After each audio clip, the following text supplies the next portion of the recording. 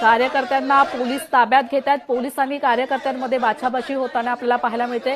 तर पोलिसांनी आता कार्यकर्त्यांना ताब्यात घेतलेला आहे। पुण्यातील काँग्रेस भवन येथे हे आंदोलन सुरू आहे। पोलिसांनी कार्यकर्त्यांमध्ये बाचाबाची होताना आपल्याला पाहायला मिळते। हर्षवर्धन सपकाळांनी केलेल्या वक्तव्याचा निषेध इथं केला जातोय।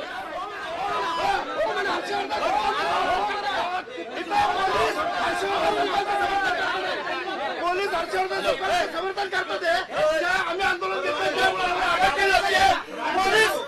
छत्रपती शिवाजी महाराजांची समर्थन पोलीस करतात।